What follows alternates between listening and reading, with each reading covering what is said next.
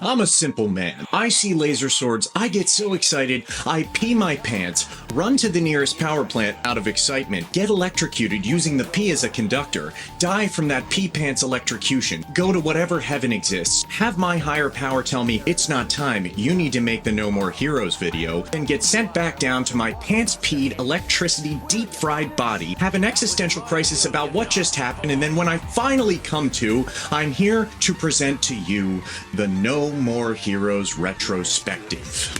I'm Devious Diesel, and if that isn't one hell of an introduction, then I don't know what is.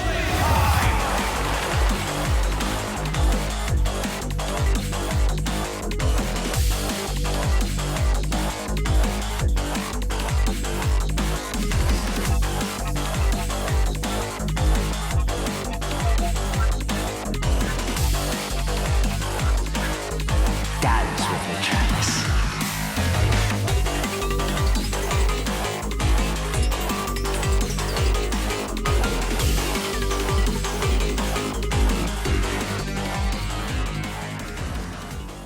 No More Heroes is a 2007 action combat and hack-and-slash game for the Nintendo Wii. It stars a perfectly normal person and not at all degenerate pervert anime lover named Travis Touchdown. Travis loves three things: anime body pillows, pro luchador wrestling, and committing many aggravated murders with his beam katana. He also likes long walks on the Santa Destroy beach. I fell in love with this phenomenal game when my at-the-time best friend showed it to me around the time of its release. The moment I held those Wiimotes in my hand and felt the power of Travis's manhood in my hand, no, the beam katana, not his. Anyway, when I felt the power of that blade in my hand, it was all over. This game, and the series in general, has some of the best combat in a hack-and-slash style video game I've ever played. It feels so natural, it feels so fluid, and if you know anything about me, you know that I love games that just feel right. Whatever I play, I want it to feel damn good, like feel really good. Just a quick disclaimer, this video will cover all subjects material to the game, so there will be heavy spoilers ahead. If you've not played the game yet already, you should go ahead and do so now. It is a banger. Also, this game is pretty graphic, so might want to watch out for that. Please like, comment, subscribe, all those lovely engagement things which make poor YouTubers like me feel all warm and fuzzy inside. And enjoy! Let's get into this insane masterpiece.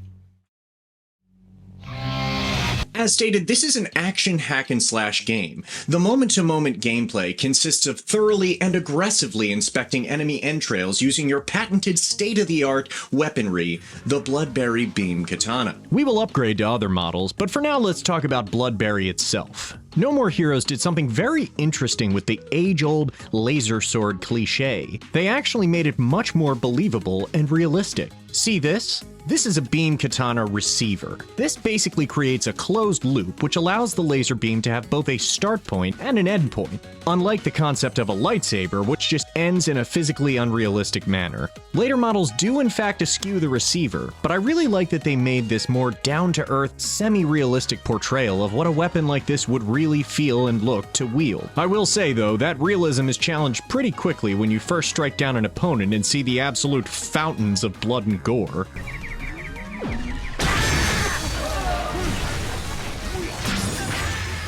Yeah, it's pretty gratuitous. Obviously, this game is meant to be comedic and over the top, so don't take it too seriously. The motion controls are utilized here and there, but don't get the impression that you're going to be swinging this way and that and have feedback in the game in kind. You swing with the A button, but there are a few gestures with the Wiimote that you can do for special moves and techniques. I don't think much is lost here, plus with how hot things can sometimes get. Oh my god, Jesus Christ! Bro, that's insane. That's ridiculous. Oh my god, no, you... Bro! It's probably better that way. Combat with the katana itself varies slightly between models. Each beam katana upgrade does slightly more damage than the last, and there are also damage and battery upgrades you can purchase to augment combat. That's right, part of the challenge is the fact that your weapon is not limitless in its power, so you have to charge it up. Now how do you think you do that? Plug it in? Put it in the sun for solar charging? speak kind words into an audio receiver. You jerk it off. You literally jerk off the beam katana. So that's great.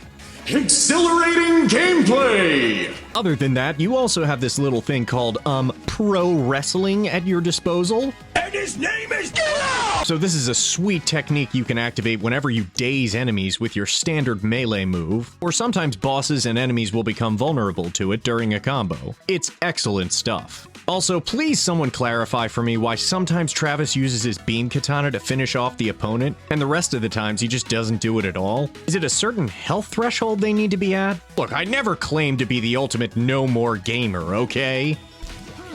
Nice. No, what the? Your katana combo can be extended by going and training at the local gym, and the combo itself will vary based on the weapon that Travis is using.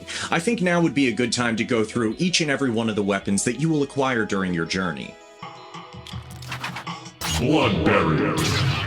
As we've already discussed, Travis starts the story with his basic Bloodberry beam katana. It looks somewhat primitive, but has a very distinctive design. You can tell it was meant to look cobbled together with relatively low-tech parts. I think the backstory is that he won it in a competition or something. I don't want to know what the competition was. Bloodberry deals by far the least damage, but it has a good swing speed and will carry you through the first couple of stages or so.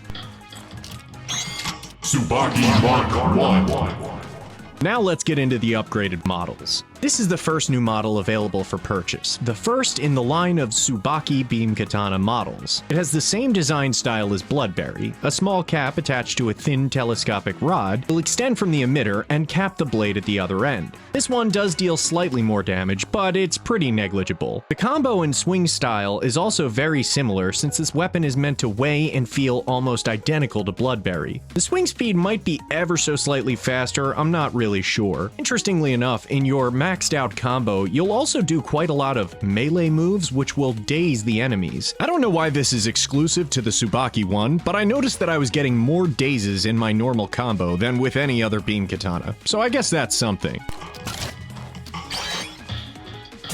Tsubaki Mark 2. Okay, so this is where we bring out the big guns. Yeah, this thing is obviously completely insane. In my own personal opinion, I actually think it looks kind of stupid and ridiculous, but I do realize that's the point. This model has a thick and heavy rod that extends from the middle and sprays 5 thick, juicy beam katana blades down to the receivers at the bottom. It swings much more slowly than the others, since it weighs more than the other models. Still, the damage is insane, and when you do kill moves, we'll get into them later, they tend to hit a much wider area. I also love when you do the downward finisher slash and the blades spread apart from each other like a big star. It's insane.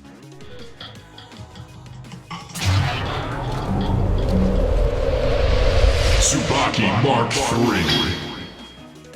This model is the only one in the first game to not have an emitter cap. I'll explain the circumstances and backstory to the weapon later, but suffice to say, this is the ultimate tool of a modern-day samurai warrior. The Tsubaki 3 has the fastest swing speed in the game, and also the highest damage. This is obviously a good thing, but it's a bit of a shame that the models are all strict upgrades from each other. However, the second game will remedy this, and we'll get there in, I don't know, a few months or something. The kill moves performed with this sword will always extend out other energy blades and hit a wide area around even your intended target, dealing insane damage in a huge range. An absolute work of art and a thing of beauty to behold. Dark Side Mode. I mentioned in the previous section that Travis can perform kill moves when an enemy gets low enough on health, or periodically in boss fights. And this is done by swinging the Wiimote in the direction of the arrow presented on screen. These are a large part of your combat flow, and it's important to utilize them. You can also power them up by, I'm pretty sure, double swinging in the direction of the arrow, and the beam will become electrified and thicker. These kill moves are only one piece of the puzzle, because performing them will spin a roulette wheel that will allow you to perform various techniques if you get a 3 in a row. In some cases, Travis's hair will glow gold like a Super Saiyan, and his blade will turn blood red, and one of the following will occur depending on the power you are granted. Strawberry on the shortcake. This is easily the best one. Combat is identical, except the world around you slows down, and you deal massive damage with each swing. Kill moves can be easily performed as the arrow will just spin in circles, meaning you can swing in any direction. It's a ton of fun when this one comes up. Blueberry cheese brownie. Travis slows down to a crawl, unfortunately, but gains a targeting reticle as the camera drops below his waist. In this mode, you can swing your katana and send out an energy wave which will rip opponents to shreds with an instant kill each time. Strong, but irritating to use and hinders your combat flow. Cranberry chocolate sundae. Travis is yet again forced to walk. Enemies are scared shitless and cannot move or act. This time, when you walk within range of an enemy, a prompt will appear. If you get the prompt correct, you will perform an instant kill move with a swift and cool animation on any given enemy. However, if you fail the button prompt, you will merely slap your own butt and taunt the enemy. It's powerful, but like Blueberry Cheese Brownie, it really hinders your momentum. Anarchy in the galaxy. So this one's a bit weird, and it never came up during my playthrough. When you receive 3 7s as your bonus on the roulette, woohoo, gambling! You will bank a 7 icon in the bottom corner of your screen. Each of these 7s can be cashed in by pressing the minus button on Wii mode by default, which will unleash a huge explosion of pink rain, allegedly, again, I've never seen it, instantly killing enemies. The fact that you can store these makes it hugely viable. Maybe on a New Game Plus replay I'll try to make better use of them. Cherry. This is another rare occurrence, one that, to my knowledge, I only experienced once during the first mission of the game. Your hair does not glow, and it doesn't change the screen color or Travis's katana color. You merely move at a slightly faster pace, and it basically acts as a toned-down strawberry on the shortcake, from what it seems. Maybe they weighted it lower because it's not particularly powerful? That's hard to say, really. These abilities are very strong. However, keep in mind that you will never utilize them in confrontations with bosses, as they are only triggered by killing enemy minions. One boss does happen to have enemy minions spawn in the fight, but I don't remember ever being prompted to roll the wheel during that fight. Something that I never made proper use of when I was younger is something called dark stepping. It's basically a quick time dodge. If you press right or left and attack at the same time as your enemy would connect with a move, you will swiftly dodge in hyperspeed, which will allow you to rattle off a series of ultra-fast strikes on your unsuspecting foe. If you master this, you will be in excellent shape. There are also special techniques which are obtained by collecting certain items in the game world, which we're going to get to shortly. These include a dash slash, hugely overpowered, really trivializes many combat encounters, which has high energy cost to offset its blatant power, an augment to your ground finisher technique, which allows you to leap into the air and execute an enemy from afar. What the f? And some other minor ones like extending your grab range or dark side mode timer. Other than that, there really isn't that much to combat. You see an enemy, you cut them down. Point blank, period, end of story. The next game will introduce a little bit more nuance to the combat loop, but for now, let's go ahead and move on to the game world. Now I'd like to talk for a few minutes about the game world of No More Heroes and its setting, Santa Destroy. It's a small beachside town which is designed to look a lot like one of those West Coast Californian cities, possibly Santa Monica. It's a cute and quaint place I remember having fond memories of, driving on Travis's motorcycle to and from the different mission locations. Sadly, I didn't quite enjoy it as much all these years later, so let's go ahead and get into it. This is, in fact, an open world game. Whoa, gaming much? Yes, that's right. Lots of games from this era were trying to utilize the open world concept. Some succeeded massively, and some failed spectacularly. I will say that there are pros and cons to this style in No More Heroes 1, but I experienced more cons this time around. Here are some key locations that you can travel to, and what you'll be doing there. The No More Heroes Motel. Home Sweet Home, Travis's very own masturbatorium. His apartment is filled with luchador masks, giant anime robot toys, and a bunch of other miscellaneous junk, and of course his adorable cat, Jean. I love Jean so much. She f***ing rocks. Naomi's Lab. This is where you'll purchase beam katanas and their upgrades. Very close to your house, so that's pretty convenient. Naomi is, naturally, smoking hot and intended to be that way, and she rags on you endlessly for being an anime-obsessed pervert. Can't really say I blame her, to be honest. The song playing in the background here, and sometimes in other stores, is a track called Heavenly Star by the Genki Rockets. I wish so badly that I could play this song for you, but sadly I already got hit with a copyright notice on the playthrough itself, so I can't take the risk. It's such a shame. This track is absolutely magical and is the perfect example of what I love about J-pop. Thunder Ryu Building. This gym is where your master, Thunder Ryu, spends his days taking on new clients to train into real warriors. For some reason, he starts by insisting you take your clothes off. I'm sure that won't be traumatic when we look back on it in a few years. Here, you can increase your max health and damage by 1 after every mission you complete. You can also extend your beam katana combo from time to time. These are interactive, but they're as simple as pressing the A button repeatedly or using the nunchucks to do squats. Gold Town. The bar around the corner from your house. Nothing of note here, with one major exception: Lavakov. This dapper Slavic gentleman has inexplicably left a bunch of medicine balls laying around Santa Destroy. I think there's 9 total in the world. No. There's actually 49? Acquiring 7 of these will give you the ability to pick up one of 7 techniques he can provide. This is where you obtain the jumping down ranged execution move, the dash slash, and etc. I ended up getting 5 of them, which equates to 35 Lavakov balls, yikes, and the other 2 weren't really a major concern. I think if you get all 49, it gives you the ability to remove your jacket maybe? That's definitely an unlockable feature, it just might be obtained elsewhere. Area 51. The clothes store! Yay, shopping! Oh my god, I'm gonna shop till I drop. Yes, queen. Anyway, here you can change Travis's jacket, t-shirt. You can also find more t-shirts in dumpsters in the game world. Sunglasses, belt, and jeans. Great for some, including myself, although I'm sure some players won't bother with it at all. The Job Center.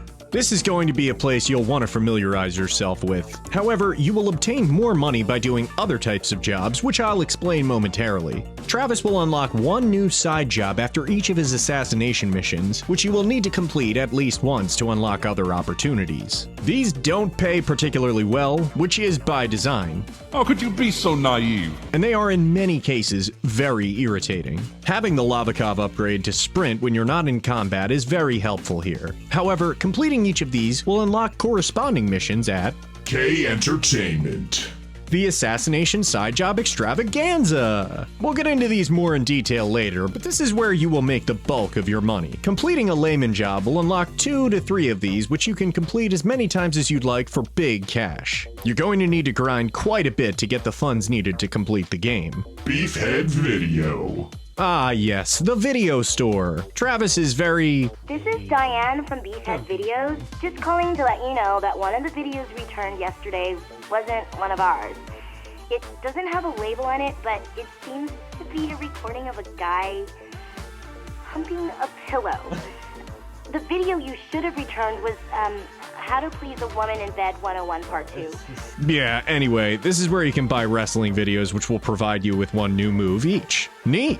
ATM. A simple cash machine to input gigantic piles of money while the UAA fleeces you for your entry fees. I love capitalism! Free play mission locations. I hope so. I so hope that this is... No, it's not. These will open up after each assassination mission in the story. Again, I'll cover these later, but they're located all over the city. Honestly, I wouldn't bother with them if I were you. Now, let's go over traversal.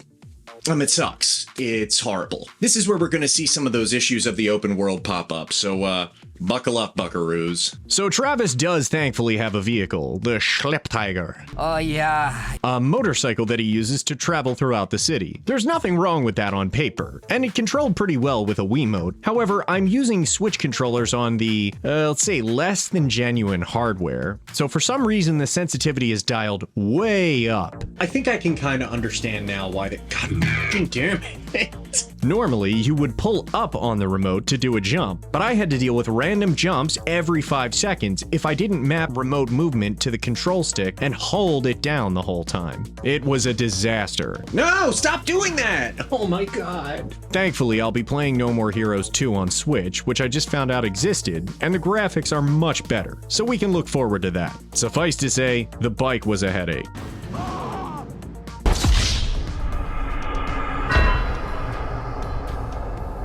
Other than that, though, the world just feels very empty. There are a few select locations and stores, yes, but the rest of the world is so robotic. You have a random NPC here and there walking down the street, maybe a car or two, and just nothing going on in any direction. Santa Destroy is huge. I mean, it takes a good couple of minutes to travel from one end to the other while boosting, and there's virtually nothing to do there except collect Lavakov balls. I used to be disappointed that No More Heroes 2 got rid of the open world, but now I'm not so sure. I would have rathered that they actually fill the world instead of getting rid of it, but I guess to each their own. They're doing the Bethesda strategy. Why fix it when we can remove it? Thanks, Todd.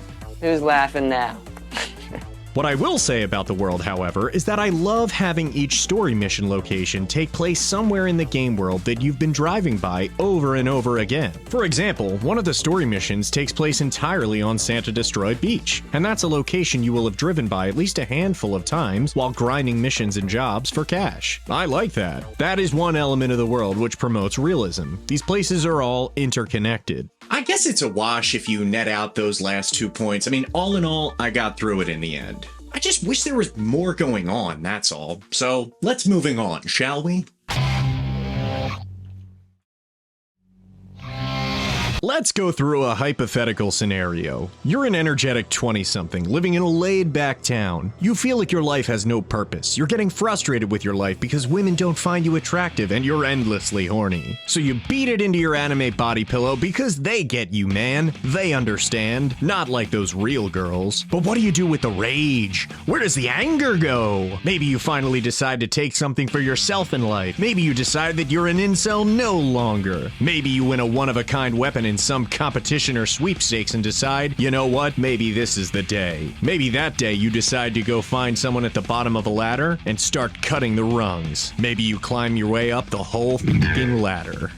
This is the story of Travis Touchdown and how he climbed that ladder. Let's f***ing do this. Mission 1. Death Metal. This is no paradise. I guess everyone has to start somewhere, right? Look, if you want to make a name for yourself, you need to start with a low man on the totem pole. In this particular case, we're starting with a man ranked 10th in something known as the UAA, or United Association of Assassins, or Assassin Association United Assassins Association. The way our boy Trav figures it, if he kills everyone on the list, he's just number 1 and that's that. Someone coming to claim his title? Bah, that's an issue for another day. Today we fight and we feast on blood. Travis pulls up to the mansion where number 10 lives. All those bodies dropped. This is what that blood price will buy you. A lavish place, no doubt, but something tells me the owner won't be around much longer to enjoy it. At least that's what we hope. Hold on. Fucking laser sword, man. This is our first taste of combat with Bloodberry, and naturally, we take the opportunity to break it in a little bit. Gotta get the juices flowing, as it were. I love this game, so you're going to see quite a lot of me enjoying myself. Please know that I am not a murderous psychopath, okay? I just love laser swords and really good video game combat. Get it! Oh my god. Just the sheer violence of it all.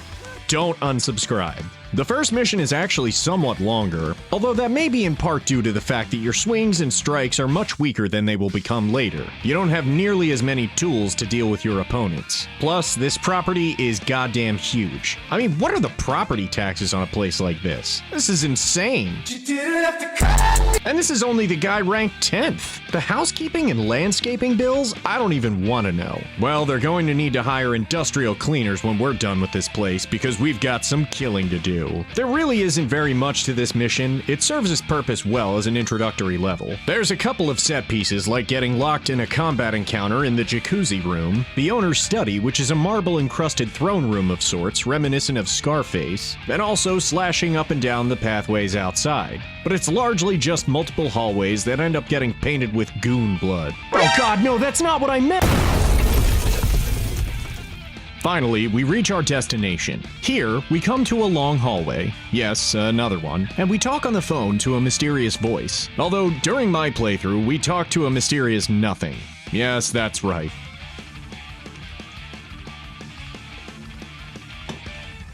Is Sylvia supposed to be on the phone here? I don't hear anything. Oh, it's supposed to come through the thing? Unfortunately, I was not aware at the time that there was a workaround for this, so the cell phone dialogue that would come through the Wiimote was silent. I remedied this with subtitles later on. Let's save our game. Now, how do you do that, might you ask?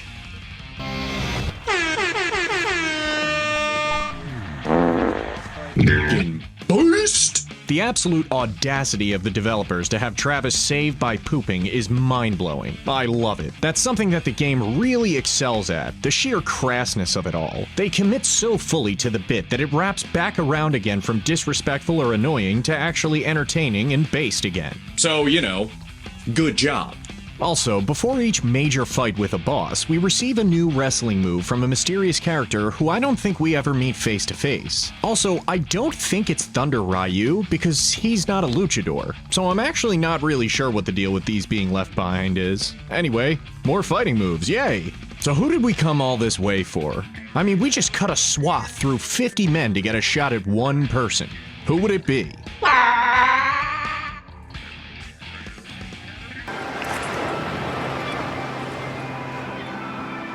Quite beautiful, wouldn't you say? Paid for with the lives of many. When you have the strength to take life for yourself, that is true wealth. This is Death Metal. He's the 10th ranked assassin for the UAA. Each of these confrontations will be against a unique and bizarre character and personality, which is truly one of the strong points about these games. The bosses are, mostly, extremely memorable. This one, unfortunately, is pretty forgettable. However, ultimate sacrifice is sublime. Now draw. Yeah, that's right. He's got a gigantic f***ing sword. This boss falls into my favorite archetype of bosses for the series, which are fellow beam katana swordsmen, or at least a weapon with an energy blade of some kind. These often tend to be the most evenly matched and intense battles, so let's get into it. Death Metal gives us a great introduction to the real meat and potatoes of this game, boss fights. Oh god, yeah. See, the boss fights are what this game is all about. I know this is going to sound insane, but it's almost Souls-like in that regard, in the sense that the stages are just vehicles for crazy boss encounters. I don't know, I've never played Elden Souls. Don't unsubscribe. Now that we've lost the respect of most of our viewership by comparing No More Heroes to FromSoft games, let's analyze Death Metal. His strikes and movement are much faster than you might anticipate given the size of his blade. He is surprisingly swift with that gigantic razor. If you let him get inside your space and start getting hits off, you're not going to last long. A large part of this game has to do with correctly memorizing patterns and utilizing perfect dodges to activate a window to strike. Ooh! Oh, that's right! There's like a bullet time dodge! Unfortunately, I didn't make good enough use of this throughout the first half of my playthrough, but I will definitely remember it going forward from that point. Although we're not as strong or as fast as we will become later, our trusty Bloodberry is more than enough to put in work on the first assassin. Periodically, you'll be given the opportunity to either do a wrestling move or a finisher slash on the boss. Neither of these will be a killing blow, but they will always deal a respectable chunk of damage. The idea is trying to get as many of these off as possible, which can be done with clever attack placement and the aforementioned perfect dodge windows. Some bosses have instant kill moves, which we won't get into right now, but please believe me, it will come up later. Death Metal does have one annoying trick up his sleeve, though. Oh, What the bro? There's 3 of them? That's right, he will duplicate himself in the fight. I love that technique. I don't actually know if you can finish the fight without destroying the duplicates, but for the record, I just made it easy on myself and killed them. That would have gotten way too overwhelming. I mean, just finding a spot to charge with these guys on my ass is nearly impossible. After one final roundhouse kick and slash, it's over. Our first opponent struck down and bested, and it was no pushover. You can only imagine how hard it's going to get later. No! No! No! Oh, dude! The cutscenes after a victory are always particularly grisly, which is something people seem to love about these games. I'm good with gore as long as it's fair combat gore, and not unfair, cruel torture violence. This was an armed enemy combatant, and he lost fair and square. If given the chance, he would have done the same to us. Travis shears off DM's hands and sends his blade soaring into the roof above. Our opponent bestows upon us the title of Holy Sword, which doesn't mean anything mechanically in the game, it's just a badass title to win from him. Travis doesn't care though, he's not in it for titles or power. I just want to be number 1. Then master the ways of the assassin. Here's your ticket to paradise, old man.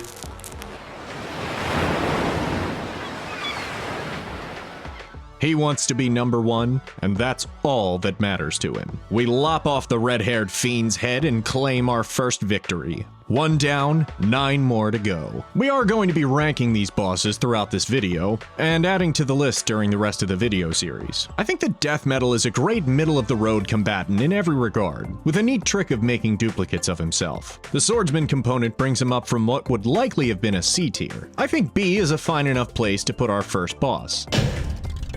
That was cool! I enjoy fighting him, but not quite as much as some of the later bangers. Great stuff. Let's grab our first health upgrade and get the hell out of Dodge.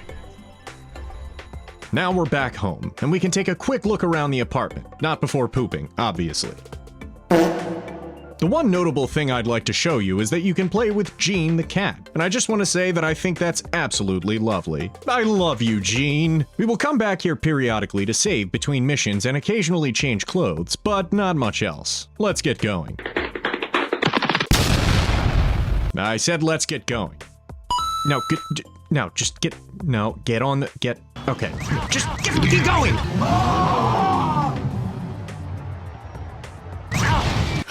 Yeah, this is going to happen a lot. How do you dismount? Besides crashing? The 9th ranked assassin is currently Dr. Peace. A doctor? Actually, a detective. A dirty and unscrupulous detective with plenty of dark secrets about him. Illegal investigations, illicit sales, black marketing. He is your one-stop shop for marketing illegal goods. And on top of that, he is a trained— Wait a minute, Dr. Dimmadome? Owner of the Santa Destroyed Dimmadome? Is that really you? I wish my father was here. Hello, sus! Timmy Turner, my name is Dimsdale Dimmadale Dimmadimsdome Dimmadome, owner of the Dimmadale Dimmadimsdome Dimmadale Dimmadome. Thank you for locating my long-lost son, Dale Dimmadome Dimsdale Dimmadome Dimmadome, heir to the Dimsdome Dimmadale Dale Dimmadome Dale Dome Fortune. If there's anything I can ever do to repay you for your kindness, all you need to do is— Why are we still here? Just to suffer. That's right, folks. We're on our way to challenge Doug Dimmadome, for some reason masquerading as a man named Dr. Peace. But we've got orders of business to attend to first. This is where most of the grinding will occur in the game. For each ranking battle, you'll need to put up a hefty-ass fee. Not really sure why it's required, but you're going to have to raise that cash. And no, we can't just liquidate some shares in our brokerage account. We'll get into the side jobs and assassination missions later, but for now, let's skip ahead to the next mission. No f***ing way. Oh my god, I'm stuck. I'm literally stuck in the wall. I'm literally stuck in the wall right now. Great game, guys. Dr. Peace. Listen to my song. Our next mission will be taking us to Diamond City. Wait, that's not it. Wait a minute, that's not even the right city in the US. Okay, you know what? That's it. Fallout 4 and No More Heroes are in the same universe. Confirmed. Wow. Bad jokes about games apparently only I like aside, we're going to the stadium. Da-na-na-na-na-na. Looking back on this mission, I don't really know why this was chosen as the location. It's not particularly relevant to the boss. We'll get into it, kind of. Actually, I'm probably gonna forget to bring it up, so you know what, forget it. Santa Destroys Stadium is another great example of the world feeling very interconnected. At this point in the game, you've driven by that stadium a number of times now, and your next mission takes you right inside of it. I really love that little bit of continuity. Later on, we'll even have some side jobs to take care of at this location too. Very immersive, and it does help this somewhat empty world feel more lived in. If there were just a few more activities to do in the world, a few more NPCs, some of which you could interact with, I'd say this would actually be a perfectly reasonable open world style game. Now that we're here at the stadium, let's commence some murders! Note, YouTube, please don't ban me.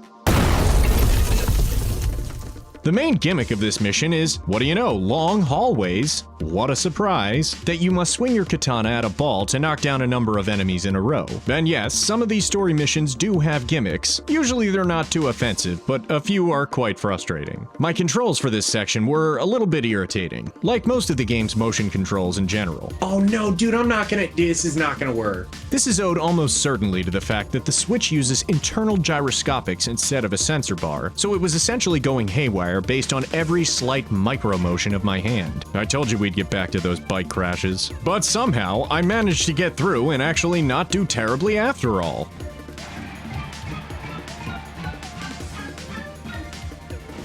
Boom! Okay, was not expecting that to work. The problem, folks, is that this is where Bloodberry started to really let me down. The damage output is quickly outpaced by the rest of the enemies, and there's an early slump that players will fall into unless they're particularly skilled at the game.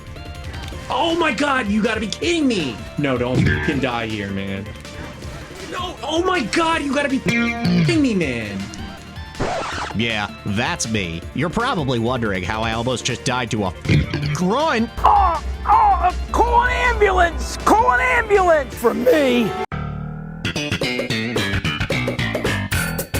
At long last, we reach our destination, ready to enter the stadium proper. Travis, hello?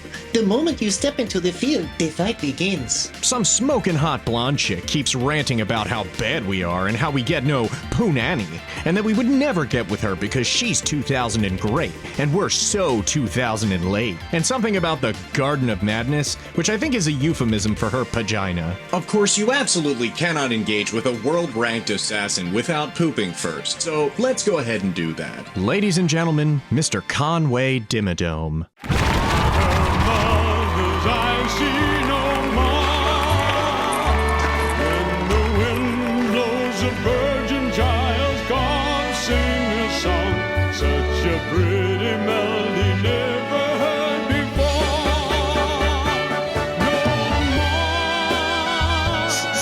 It's so beautiful. Oh God, it's so beautiful. Oh my God. I get it. Thank you. Mighty kind of you. Nice set of pipes you got there, old man. Bro, what are you talking about, man? Well, I almost feel like it's a crime to kill this guy. I mean, other than the fact that it's murder. I mean, with a voice like that, can we really just remove him from the face of the... We're going to murder him.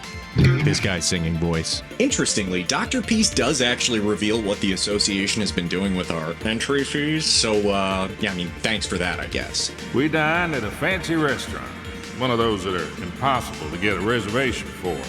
And then afterwards, karaoke. Who got you the reservation? The association took care of it, of course. My entry fee. The challenge of this boss fight is something that will become a trend in a few of the upcoming bosses as well. Not all of our opponents will fight fairly with melee weapons. Some are going to play cheap tricks and use firearms and... well, let's call it other ranged weaponry. Dr. Peace, however, is not terribly hard to get the hang of. Once you observe his attack pattern, a volley of shots, or one charged shot, you can easily make your move and capitalize. It's a huge help that he never moves, except to take his place on the pitcher's mount again if you knock him off. So you'll get into a cycle of circling him like a shark, waiting to strike, and moving in when you have the opportunity. The real enemy in this fight becomes your abysmal damage output. This stage of the game, it really starts to show your beam katana's weakness in that regard, but we'll be upgrading soon enough. When the fight is concluded, it won't end immediately, which gives Dr. Peace a chance to finish you off if you were at low health. So beware that. When you approach him, you'll enter a quick time event, which turns into a Western-style quick draw contest. Don't fail this, or you'll have to do it all over again. No. No! Did he just insta-kill me? Don't even worry about it, mate. There's plenty more where that came from. For now, let's rewind the clock and finish off our current opponent.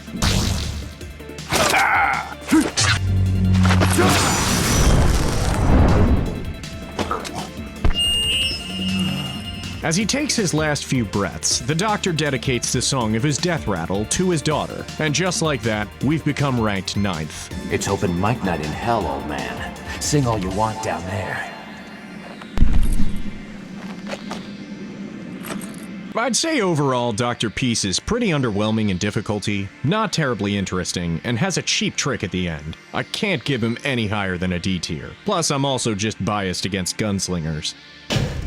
I gotta do better next time. Please note that F tier will likely only contain bosses who are a gimmick or not a real fight, or not a boss at all. If there's any legitimate boss to be found, they will at least have a D tier. What's that in your hand? A toy? Our next mission sees us taking the bloodshed to a school of all places. Oh boy. Sure, this video's not gonna get demonetized or anything. Well, don't worrying. We're only killing random creepy adults in the school, no children. But first, we need our fee. Thankfully, now we have access to our trainer's gym and Naomi's lab for beam katana upgrades. We desperately needed both damage and health. Let's see what this school has in store for us, yeah? The courtyard is nothing terribly impressive, but our first set piece, if you could call it that, is the hallways of the school itself. Wow, again, so surprised. Like I said, not every mission has a gimmick, but many of them do. In fact, more than I remembered. This time, the fire sprinklers get set off, which absolutely shocks the living hell out of Travis. Our protagonist can survive a great many ridiculous things, but he can't do much without his beam katana. Thankfully, we can just jet past the enemies on our hyper-fast feet and take the fight to them, once again, on our own terms. A relatively unremarkable level, and at the very least it's not too inconvenient. To my knowledge, No More Heroes 2 does away with a lot of these main-level gimmick mechanics in favor of more robust combat encounters, at least most of the time. We find Shinobu in a classroom, which insinuates that this entire mass slaughter took place at the same time that there were classes in session? Okay, that's pretty wild, I guess. But what's even more wild is that Shinobu decides to pull her own minor mass atrocity. There's a good chance I may have committed some light minor atrocities. Didn't know we were just straight up game-ending our classmates now, but okay, girlfriend, slay. Literally. Let's get down to business. Shinobu is insanely difficult. Well, let me clarify. Shinobu is difficult, yes, but she represents a power spike at this stage in the game, which you cannot match with your own arsenal and power level. I found that this was one of the longest and most strenuous fights in the game for that reason. The rest of the bosses, most of them at least, are pretty difficult, some harder than Shinobu on paper, but you also have much better tools to take them on. Shinobu has some seriously high damage strikes with her sword, and she also dashes around quite a bit. Dude, every move she does is guard breaking. Oh my god. I'm trying to like sword clash with her and like it's not working. One of the worst components of her fight are actually the arena itself and the pillars littered around the building, as these will completely block you from attacking her or locking onto her at all. She has an insane projectile wave attack, which she can send in a volley when she gets low on health. Oh my god, Jesus Christ! And naturally, an instant kill move as well.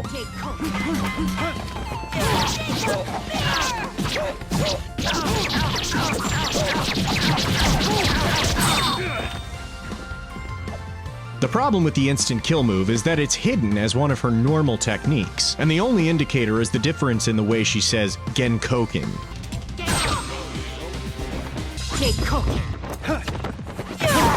She says it with more of a sneaky and conniving tone when she's going in for the kill. Nonetheless, after many attempts, I finally found it in myself to beat her. Get in there! Oh my god! Oh my fucking god. Please make no mistake, this was one of the worst marathons in the entire playthrough. I just don't think the video will be paced well if I show all of them. We go in for the killing strike, severing Shinobu's katana-wielding hand. She insists we finish her. For honor. For glory, even! But for some reason, Travis relents. He shows mercy and says that if she really wants to die fighting him, that she can try when she's an adult. Yeah, I mean, thanks for not murdering a child, Travis? And I'm sure we'll never see her again. Shinobu was insanely difficult. I have a feeling that during New Game Plus, if I were to play it, I'd have much less difficulty. Her style, weapon, fighting techniques, and her difficulty earn her an easy S tier. How is that? Perfect? Like me? Thanks to our courage and our resolve, we're now ranked 8th. Let's go get those Lavakov techniques, upgrade our strength, and really prepare ourselves for the next combatant. Destroy man. Come and get some. Our next mission takes us to a movie studio. Why exactly, we cannot say, but we go where the beam katana winds take us. So now, to Hollywood! I want to try and keep a good pace here, so from now on I'm not going to mention a whole lot about the stages, unless there's a significant gimmick or it's particularly notable. In regards to full-length standard action stages in this first outing, Destroy Man's movie studio is probably the least remarkable, with the exception of the intro stage, which is really more of a tutorial. We do briefly enter a subway car and fight there, but besides it being a close quarters combat scenario, it's really not much different than anything else we face. There will be another transportation section coming up later that's much more notable and difficult. So why don't we, yep, and then just, yep, there we go. And there we are! Now we're at the boss. We enter a movie studio with lots of green screen, so obviously we've entered the set of the hit 2006 indie film, Star Wars: Revenge of the Prequels. Fun. Only a lone mailman stands before us, and there's an eerie energy in the room. The developers did something really great with this particular individual's energy, which really sells his aura. Every time the camera switches focus to him, it starts shaking, and there's a tense frequency playing in the background. You're ranked? Not me. Well, actually it is me. Oh, that makes sense. Never mind then. You've got a job to do. Sort of like the feeling of anger building up. He starts to pontificate about all the complaints he gets in his frustrating day before finally readying up. He needs some privacy though, and he has the small, insignificant request of asking us to turn around so he can change. I mean, guys, I think we can allow him this one kindness, right? I mean, we don't want to take his dignity from him, to embarrass him. I mean, come on, he's an assassin, not some lowly beast, not even deserving of human...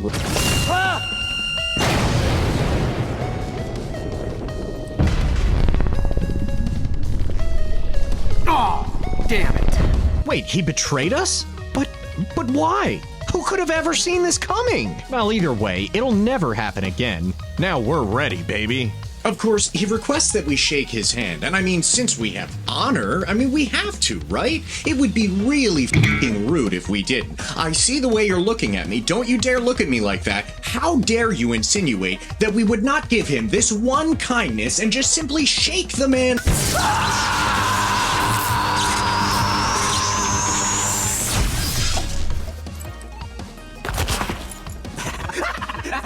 Oh, this is great. This is getting your way.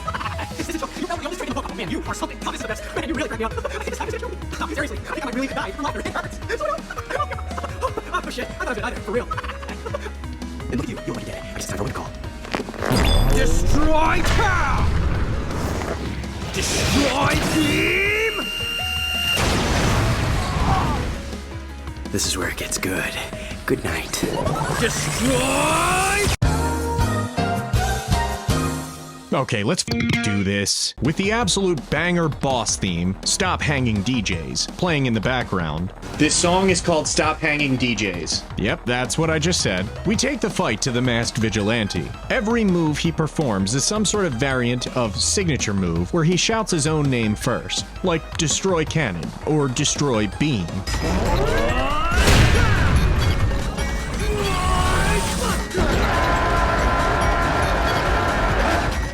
Here's the ironic part, though. I was expecting this to be insanely difficult because Shinobu was so hard just before him. But he actually was kind of really easy. He's even a ranged opponent, too, so you'd think he'd be harder to close the gap on, but no.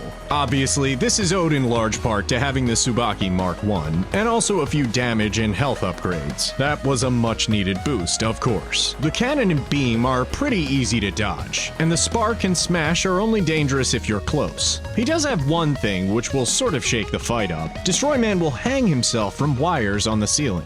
They fly now? They fly now! The game insinuates that you're supposed to make him use his own blasts to hit the control panels, which you absolutely can do, by the way. But you can also just take them down yourself with Old Reliable. Take your pick, really. Just as we're going in for the final move, and the game crashed.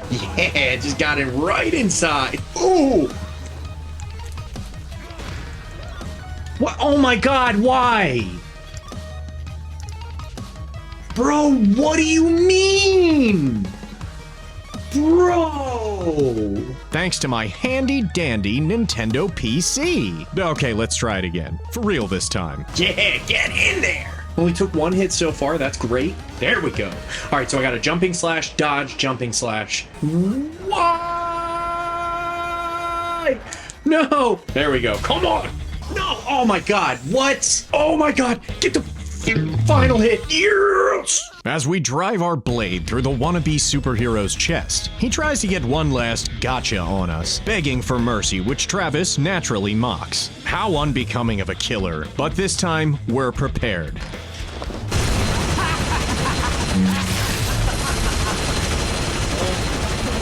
And then we sliced him vertically in half. And I'm sure we'll never see him again. Nope, he's gone forever. Oh my god. And that's the last we'll ever see of him. Great boss, we'll never ever see him again because he was cut right down the middle and he's dead.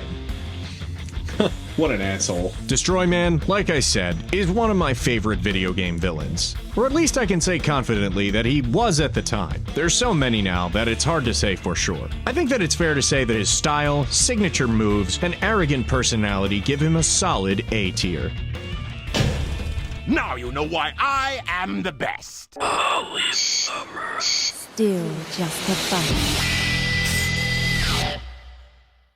That's right, gamers! We're going to the Gamer Beach for Gamer Girl Beach Party time! This level is something else. First of all, we start off with just a wonderful scene of absolute degeneracy. He's just massaging oil on her skin. It's not actually that bad. I just think it's funny how outrageously horny this game is. Our next opponent is something of an explosives ordnance expert. A demolition technician, if you will.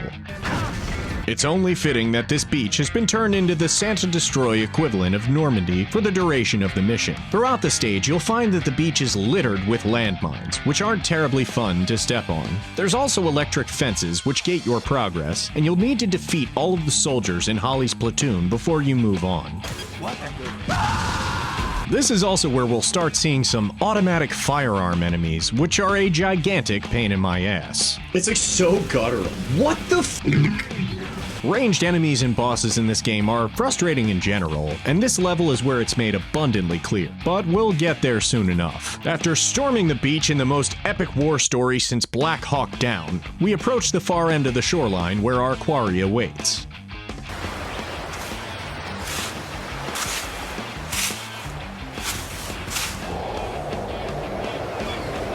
Do you like fighting? Yep.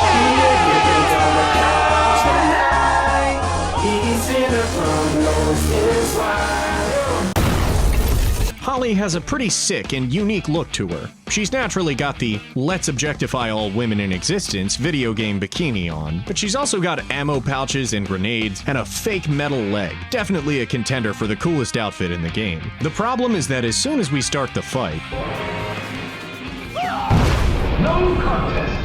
Let's see you get out of this predicament.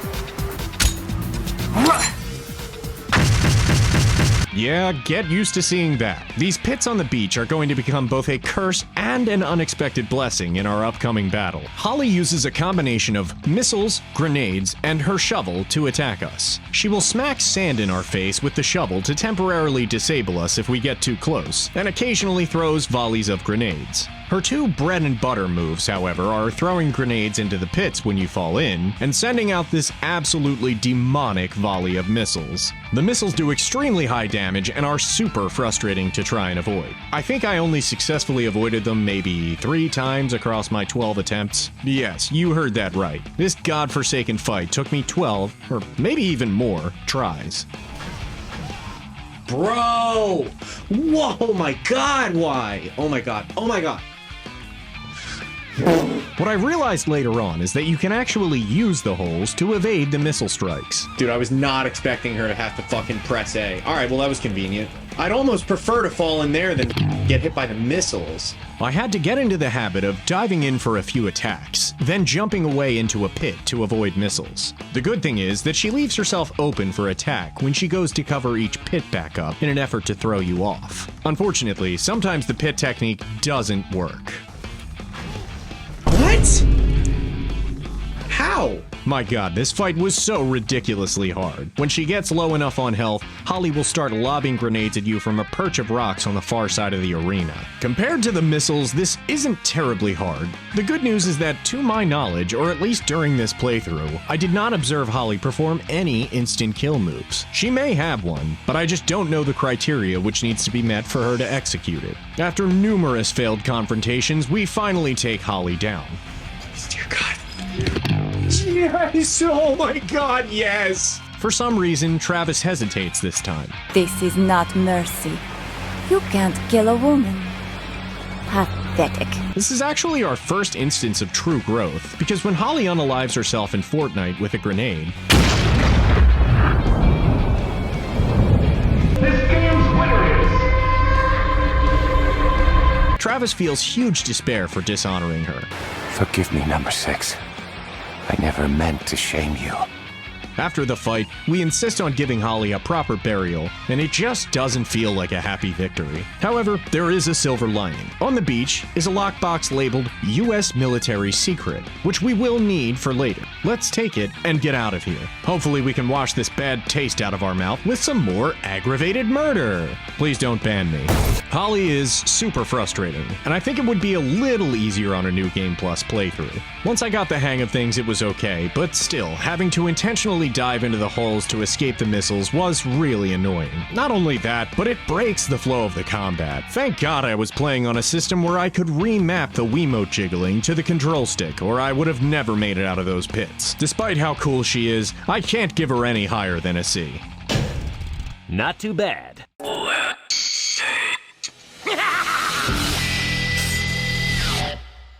Our next mission involves fighting Klouse from American Dad.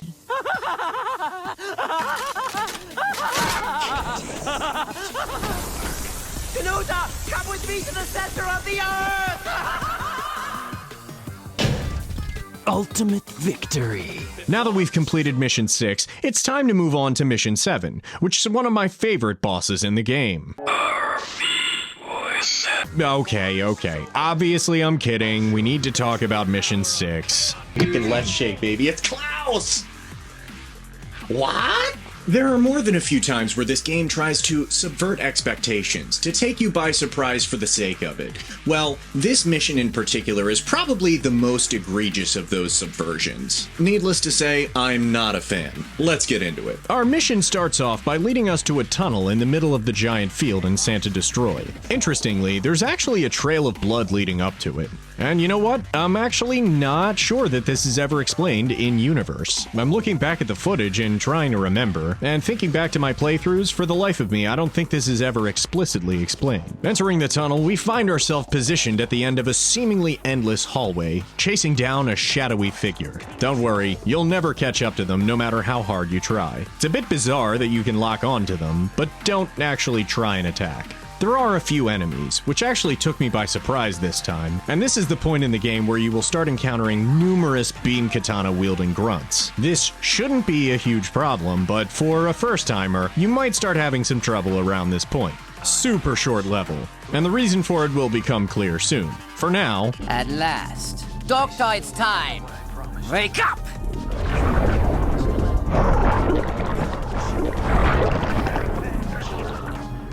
Oh yeah, I feel a good undulation.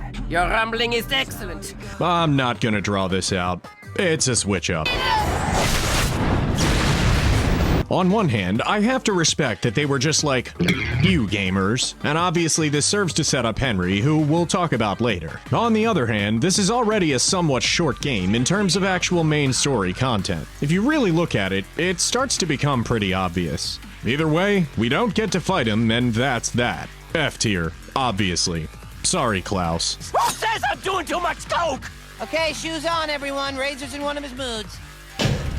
I should have tried a little harder. Let's move on to a real boss fight now.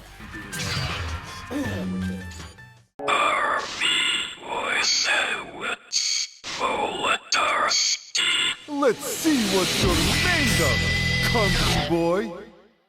For real this time. We're going to need to head out of town for our next fight. Again. There is a shocking amount of both motorcycle riding and also public transport in this game. Thankfully, we've just gotten a huge upgrade to our arsenal, so I'll let Past Me explain just what we're packing this time around. For completion's sake, Oh, by the way, guys, I didn't even tell you. So I bought the new beam katana. It's really cool. So this is the Tsubaki Mark II. It is not the ultimate iteration of the weapon, but it is, super fucking cool. Oh my god, can you piss off with that gun? The problem, though, is that we won't need it for long. Not only is this a pretty short combat scenario, but we also have my least favorite stage gimmick in the entire game.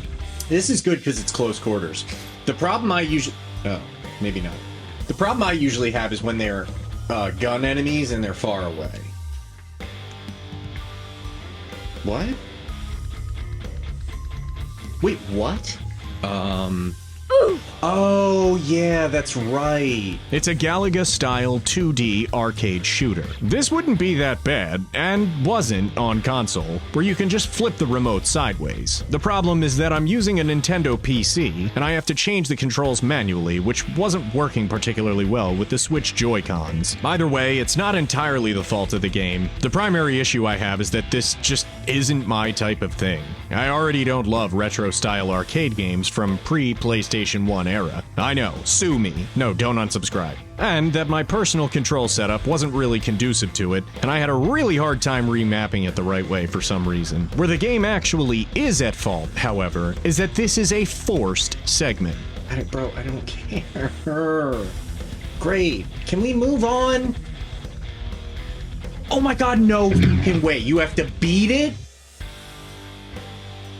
Oh my god. If the Glastonbury minigame was just an optional side piece, or you were forced to perform it only once and then they let you proceed, then it would be a different story. But you have to play it, and you have to beat it. My god, I was so embarrassingly bad at it, and with a bum control scheme, there was no hope. I literally just threw myself at the stage and the boss, dying constantly. Thankfully, you have infinite continues, until I moved on. That was my single least favorite part of the entire experience. God, that was so irritating, bro. My commentary sucked, like everything about that just sucked. Retro bad. At least now it's over, and we don't have to play it for the rest of the game. This isn't a bit, we literally don't have to. But now it's time to take on our newest challenger, Harvey Dent. Rachel! Rachel! Rachel! Rachel!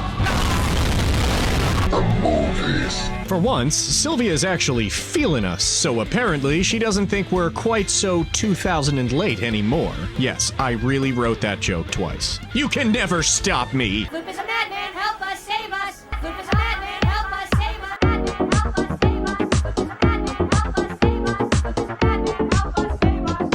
Madman, help us, save us! I am, however, wholeheartedly surprised by her turnaround. Just one mission ago, she was saying, "You are really, really, for real, on God, wallahi, going to die, no cap, and it's not going to be straight up bussin'." What's the deal, Sylves? Entering the theater, it becomes clear to us that we've been given a private showing of this magic performance for a reason. This magician is our father. You are the father! Wait, no, I mean our opponent. You are not the father! My nasty little boy! Travis nearly gets unalived by the magic trick and then proceeds to say a one-off line that you would think is the tagline of the game or something, but it isn't. It just sounds catchy as hell. It's killing time! Let's get into it. Harvey is another sword fighter style opponent, which immediately makes this a lot cooler. His patterns are pretty manageable, a normal combo here and there, a projectile attack where he sends out a wave of doves, and then a dashing strike. Nothing too revolutionary in that department. 1, 2, 3, voila! It's messy. He does, however, have two main techniques which will shake things up. The first has to do with your perception of the game itself. Harvey will use his mystical abilities, in heavy air quotes. Illusion, Michael. Trick is something a whore does for money. What the Sigma? To flip your screen upside down. Ooh, spooky! This is pretty annoying, but thanks to the lock-on feature, it's not quite as bad. The difficulty mostly comes with it being disorienting, and not being able to properly dodge the doves and dash attacks as well as you otherwise would. His second technique, unfortunately, brings me to a topic I've been dreading: kill moves. It is entirely possible that every boss in the game is programmed with what is colloquially known as a kill move. I say entirely possible because to this day, I've not seen each one of them perform one, only about half of them. These range from a special dashing attack which you must avoid, a quicktime event which, when failed, will kill you instantly, or even the enemy falling down and feigning defeat, then striking you dead instantly if you choose to capitalize on their vulnerable state. I don't like kill moves. Home run contest. I think that the idea of performing an entire fight nearly perfectly and then being caught by an unavoidable trap that you have no control over is BS. This isn't a skill issue, it's a scripted event that you cannot avoid if it occurs. Then you have to use a motion input, which on non-genuine hardware is very difficult to map properly. I even mapped the motion to the joystick for the fight and beyond this point, and it was still next to impossible to get out of the trap, especially the second time. All this is to say that Harvey will hit you with a magic box, Yu-Gi-Oh! Trap card. Finally, I special summon the mighty Dark Magician, my ever-faithful friend, my bestest companion, my unquestionable soulmate, my most loyal partner in combat and in life, through sickness and through health, to be the heart of my cards. I now pronounce you man and monster. Dark Magician over here will stick you in this device, and if you don't perform the motion inputs perfectly, that's it. Dunzo. The fight is over. No! No! No! Oh, dude!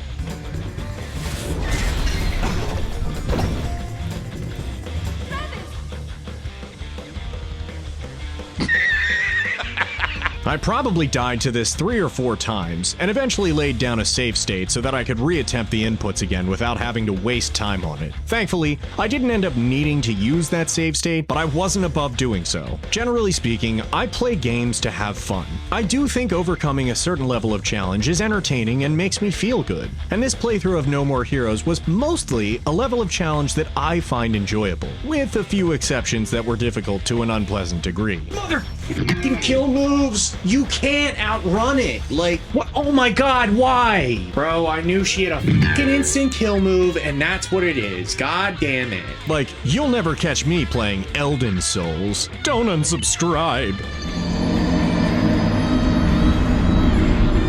So when these things come up, which make me want to bash my head into a wall, and it's not even a skill issue, that I find pretty unacceptable. Anyway, let's begin moving on from this travesty and get to the point. Harvey, though a formidable swordsman, was no match for our 5-bladed beam claymore. Say that 5 times fast. It's funny, in the cutscene following your victory, Travis performs a throw move which blinds the magician with his beam katana. But with the Tsubaki 2, it really looks dissonant because that thing would have just lopped his entire top half of his body off. The assistants then strap him in for the ride of his life, literally. And the Moisonator is ground into a pulp by his comically large buzzsaw.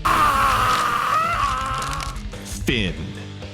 Harvey Moisewicz Wolodarski is the perfect level of difficulty. Fun, sword-on-sword combat. He's a bit of a character, and I love his weapon design. I really can't stand the instant kill move, which hinders his ranking. All things considered, a low A tier fits this magician of murder. Now you know why I am the best. And have a good night.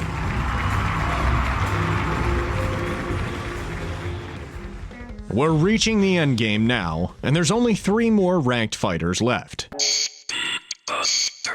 Fuck you, you little prick. This level is a bit of a fake-out, but not a full-on blue-balling like Let's Shake was. Let's get into it. Firstly, we're given the task of taking public transportation yet again. I know, it's a true living nightmare. I think the reason for this is that there were only so many locations in the city of Santa Destroy itself that they could justify using, without having it seem weird that all those people lived in the same place. Not to mention keeping your interest with varied location set pieces. I have mixed feelings on it. This one, however, is particularly bad. We start our journey at a bus terminal, but quickly find ourselves boarding a bus to our destination some ways outside the city. Have you ever participated in a fight to the death on a bus with a dozen trained killers? No? Well, you're not missing much. I wouldn't say it's bundles of fun. This is a creative idea, but in practice, it's extremely frustrating. Part of the issue is that you're screwed if you run out of charge on your beam katana, as enemies will spawn on both sides of you when they come back to the bus. You can try to stand at one end, but chances are one will just pop right up next to you. And then you start getting juggled since the proximity is too close, so if you get staggered once, you might as well restart the section. Unfortunately, there's no checkpoint. Okay, that was crazy annoying. What? So every time you have to retry, you'll need to complete the intro section at the terminal again. Thankfully, that part isn't very long or strenuous, but still, I was prepared to use save states if I needed to. After that bus ride from hell, we find ourselves in a strange ruined city in the middle of nowhere. So, North Philadelphia then. For some reason, Jean, our cat, is here with us. I'm not sure how this is meant to have happened. It's confirmed not to be an illusion since another character acknowledges her, but it's never explained how this occurs. Did she hide on the murder bus with us? Jean, you know damn well I told you no murder bus rides. How many times must we go through this? For some reason, our master, Thunder Ryu, is already challenging the 3rd-ranked assassin. I didn't know he was climbing the ladder as well. And from the looks of it, he's not having an A1 day. $20 million. Okay, Mr. Wollenitz, This is the price for Walter White. The cat?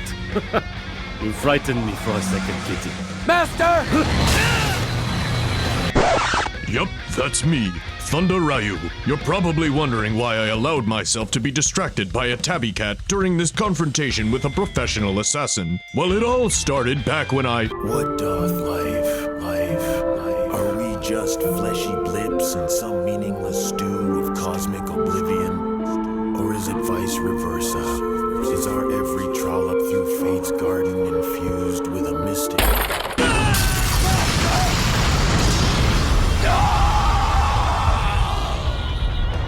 Well, now it's personal. Hey, what's that old lady doing down there? What? What'd you say? I said, what's that old lady doing down there? What? Say that again. See, I'm kind of hard of hearing. I said, hey guys, did you know that in terms of human Pokemon breeding, Vaporeon... This time I heard you. The entire central gimmick of this fight is that we're charging our way down this corridor and need to cut into side alleyways to avoid her gigantic laser cannon. If we're hit by it, it's not instant death, although you'll need to block the beam, and it's still going to hurt quite a lot. If you don't manage to block, I think you may survive 2 at maximum, although I can't remember a time where I just let it hit me straight on. It may actually block automatically. The mad dash to the safe zones can get pretty sweaty, especially as you get closer to speed Speedbuster. Then they'll start throwing enemies at you, and sometimes you'll get thrown back into the main alleyway in the line of fire. Either way though, for being so late in the game, it's somewhat trivial. Okay, great. Now we're at the boss, so it's time for the real fight. Alright, let's do this!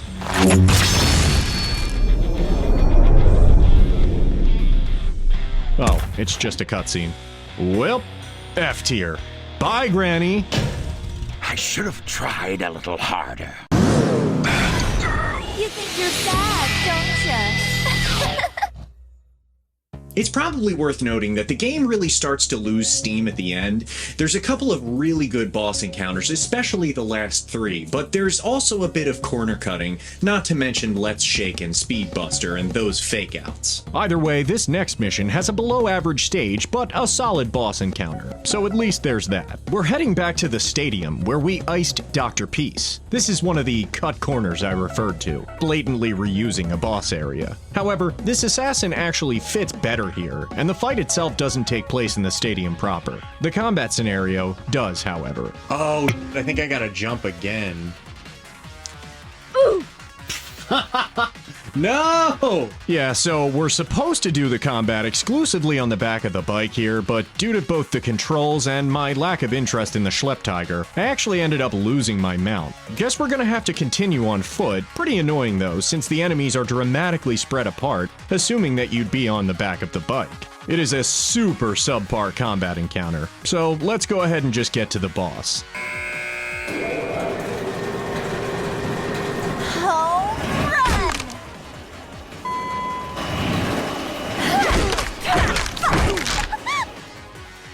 This is insane!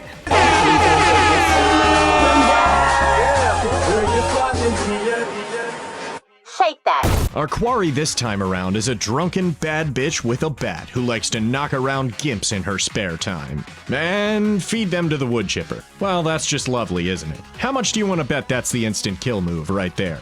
Though she doesn't wield a sword, you can consider BG here to be a sword fighter type assassin. This means getting up in her face, going toe-to-toe with her in melee range, dark stepping away from her attacks, you know, all the classics. The thing about Bad Girl is that she moves very slow and has a slow primary charge-up attack, but then she'll jump into a quick combo which may catch you off guard. For the most part though, she's really more of a punish you if you let her capitalize on you kind of gal. Still, sometimes either due to controls or getting overly eager, she'll get ya. When you get our blonde slay queen down to low enough health, she'll jump over to the conveyor belt and start batting gimps at us? Okay, why didn't you tell me we were having this kind of party? This is like my whole thing. I used to bat gimps all the time in college. There's actually a great way to deal with this. If you've gotten the upgrade from Lava Cop, which allows you to finish downed enemies from a distance, dodge the first gimp, then lock on and wait to use the execute jumping slash until you hear her hit it. It will be timed perfectly so that you become invulnerable during the jump, and the second gimp will land harmlessly on the floor just as you finish the first. Get used to that rhythm, because you'll be doing it about 3 to 4 sets per attempt. That's all well and good, nothing too revolutionary,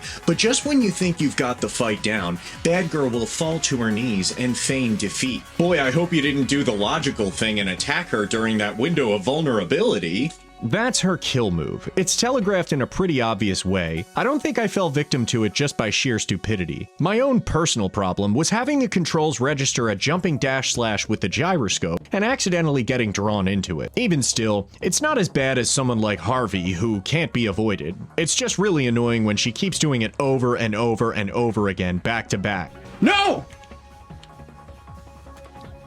What? Dude, no! No!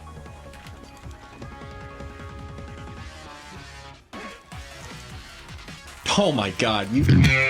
Bro. She'll eventually get desperate and light her bat on fire, increasing her regular attack damage and granting her a fire AoE attack. But it won't take long to bring her down to her last hit. Or in my case, it won't take much longer than 15 attempts. That was so...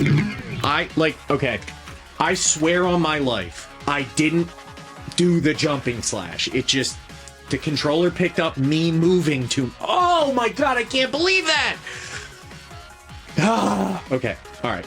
I gotta take a break. Naughty girls need spankings. Maybe you forgot. I'm a bad girl. I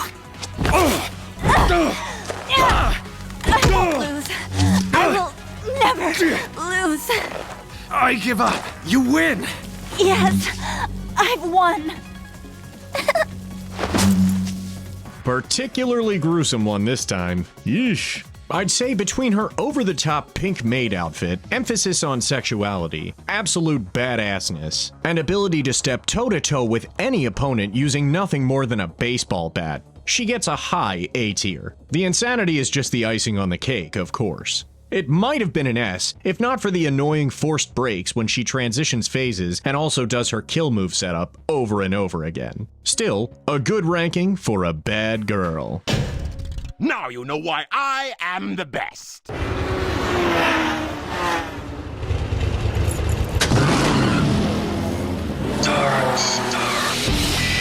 Welcome to my castle.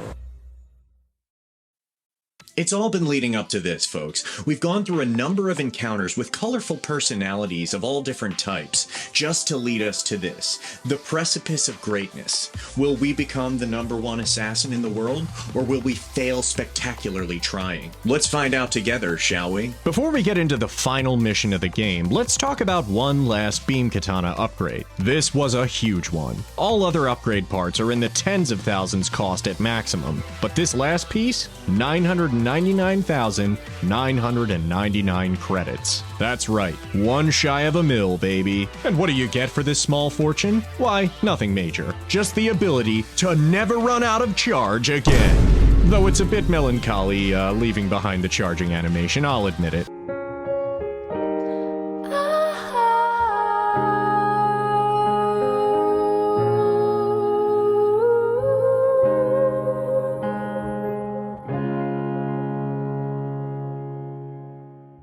Keep in mind, the description mentions for the Tsubaki Mark III specifically, but at this point in the game I had no reason to go back to any other weapon, so I haven't technically tested it. Either way, our bright green uncapped blade will now swing effortlessly with no concern for running out mid-fight. And believe me, we're going to need it. After depositing our fee, we have a bit of troubling news. Hello?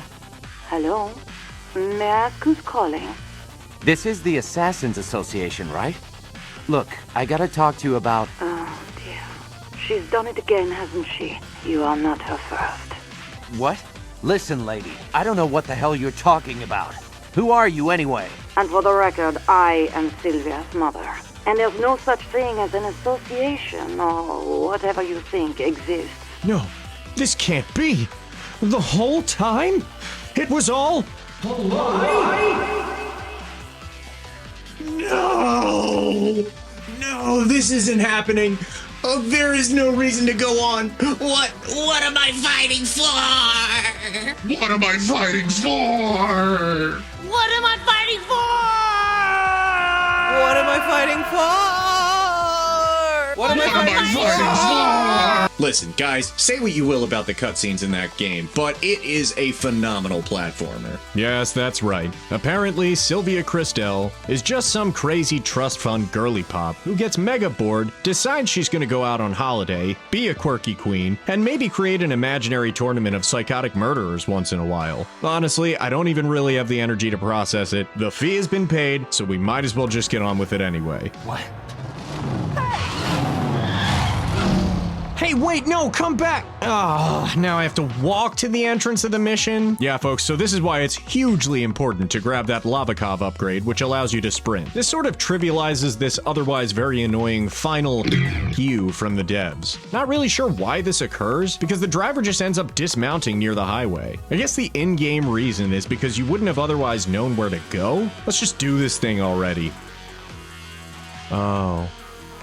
Oh, well, that's just great. Yep, so more bike action. Everyone's favorite. Let's montaging. No, I hate this. We gotta jump it, boys. Yeah. What? Bro, that sucks. No. No! Oh my god, no! Maybe I was just more optimistic because I'm...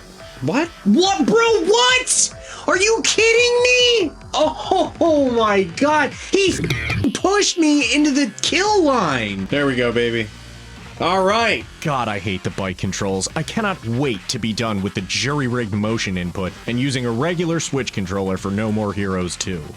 Now that we're finally off of our stupid bike, let's finally take on the last combat encounter of this entire game. This is a bit of a weird one. Firstly, it's a total letdown. The stage has a bit of a Forest of Illusion concept, where if you go down the wrong path, you'll have to repeat the section. But if you choose right every time, this is essentially 4 or 5 minor combat encounters and nothing else. They are, however, the strongest type of enemy in the game, which are those TIE Fighter pilot-style beam swordsmen. I guess they're supposed to be Dark Star's henchmen. The parallels to Star Wars at this point are very heavy-handed. This is where the fun begins. Thunder Ryu will point you in the correct direction in his ghostly form, but with the enemy swarming you, sometimes he's gone before you notice which direction that is. Still, even worst case scenario, it's about 8 encounters. Not the end of the world. We find one more note, this time from Thunder Ryu as opposed to whoever the luchador was that left the others. Although it doesn't grant us a new move, it gives us some positive words of encouragement. I think we needed that. Seriously, folks, you should say 3 positive things to yourself in the mirror every day. I promise you it'll have some great effects on your life. We take one last pre-fight poop in the middle of the woods, and then walk into the geographically impossible desert next to this giant forest. Boy, the scientists are gonna want to see this transition in biomes. What is this, Minecraft? Dear friend, do you remember when I stood up to people because they wanted nothing to do with you? Dear friend, do you remember when I made myself the fool by telling people they could trust you? This is it. The moment we've all been waiting for. Just who is number 1 anyway? Welcome to my castle. I heartily receive you, my son. All right, enough with the jokes. A joke? You don't remember me, Travis. I am your true father. Blood does not make such mistakes. That's right. Darkstar is our father. When it comes to 1-year-old Dante, Pierre, you are the father.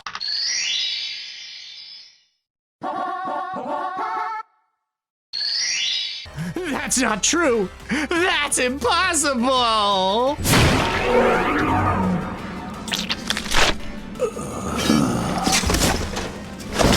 You're still as gullible as ever, Travis. Think, why would he be your father? That's right!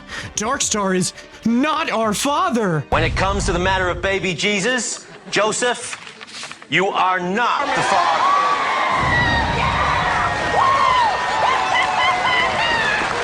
It's okay, don't worry. Come on, Jesus! Just come on, sit down. Okay, you want to talk to me? Well, what really happened here is that a random woman showed up and absolutely chest-fisted this imposter father figure with an admittedly cool giant dragon laser whip. Gone before he even left any impression at all. The woman's pretty hot, too. She's got some sort of weird bikini/workout clothes/MMA gear combo. Not gonna lie, I frickin' love this chick, whoever she is. God, I'm so attracted to her. I think I'm gonna not kill her and ask her to marry me instead. Imagine that. You and I. Brother and sister. I have no rebuttal. Jean is our sister. Wowie zowie. Anyway, She has to die. she goes on to explain some pretty horrible stuff. I'm gonna slow it down and show whatever I can here on YouTube, but this is just a fair content warning. Viewer discretion is advised. You are my half-brother. You know that manga called Miyuki? The Japanese one? Well, it's like that. Your father abandoned my mother to run off with your mother. It broke her heart beyond repair. She herself. Knowing I had nowhere to go, he took advantage of me. Ever since I can remember, he me. We lived in this rotten apartment, and I was his slave. Every day I cursed his soul. I swore that I would kill him one day. But cursing didn't change anything. That's when I decided to become a killer. With no money to pay for training, I paid with my body. But to you, I bet that son of a bitch looked like a hard-working family man. That was all an act. He didn't give 2 shits about cleaning up my life. So I decided to clean it up myself. That's why I do what I do. And I got what I wanted.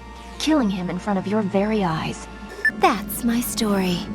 That is some pretty mortifying stuff. But you know what? In the end, it doesn't really matter. Justified as it may be, she made her choices and we've made ours. We're here on the battlefield together as equals, and only one of us gets to walk away. Jean kicks on the dragon whip and it encircles the arena just as the coolest tune in the whole damn game kicks on. It's called Rocket Surgeon. Go listen to it. No, like literally right now. I'll wait.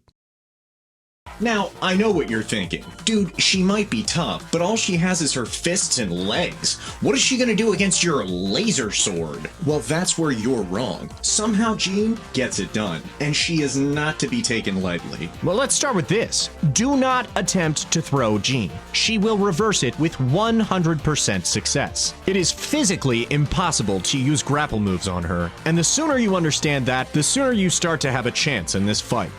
Here's another piece of trivia and helpful knowledge. If you get into a clash with her, she'll just kick your katana.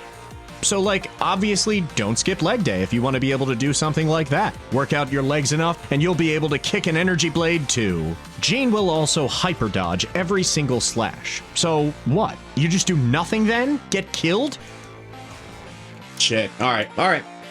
Yo, did you see how I was spinning with the blood? Well, no, not exactly. There are a few openings that you have to take advantage of. One of these is when Jean lines up for her charge-up punch. Too early, and she'll dodge. Too late, and you'll miss. But if you pull it off at exactly the right time, you can start a combo on her. Here's the real thing though. I hope you got nice and comfy with dark stepping. You're gonna need to do it a lot. Not only that, one of the only effective tactics against her is the Tsubaki 3's 3-piece charge attack, which is achieved by repeatedly pressing the attack button after landing the first charge attack hit. I hope you got that infinite energy upgrade.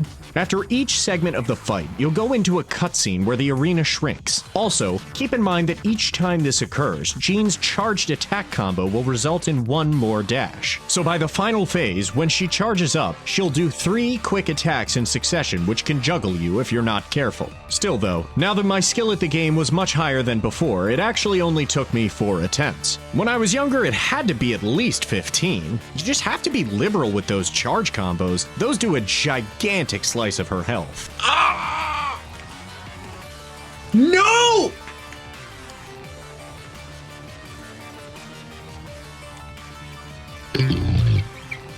She got me. Oh! I almost just loaded the state! Yeah, you saw that correctly. I very nearly reset my save state and replayed the fight because I thought I lost a mandatory QuickTime event. Thankfully, it's scripted. Shinobu will always come to save you. Not sure how Travis survived the hand in his chest cavity, though. Ah, yes. We've finally won. And charged attack, because then you'll hit her with 1, 2, and then 3 and take a giant ass chunk of her health down. What? Dude, are you being serious right now? No! Bruh. Oh my god, no! No! No! No! Oh my god, no. Okay, I guess we're doing it again. Oh man. Oh, I can't even get mad about it because I'll get too mad about it.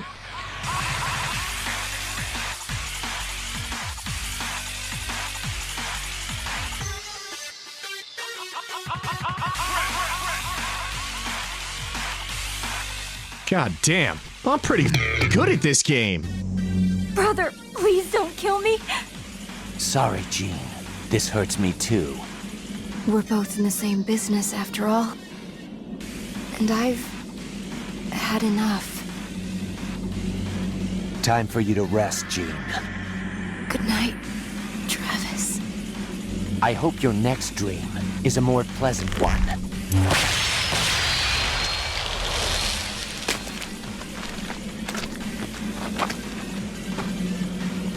Jean is one of my favorite bosses of all time.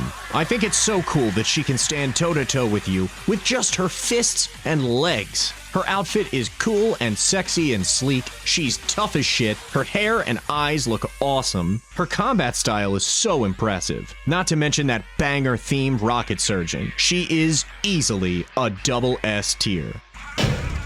Ultimate victory. That's it, folks. That's the entire story, except for one small thing. You're given a choice between 3 options. The first is Return to Santa Destroy. I've never chosen this one, but I figure it probably puts you back in the game world before the last boss fight takes place. That way you can take care of some last order of business before starting New Game Plus. The others are view ending and view true ending. Whatever you do, do not pick view ending. It's a troll. I'm not just going to sit by and let my beautiful viewers be rickrolled like that, damn it! Never gonna give you up, never gonna let you down, never gonna run around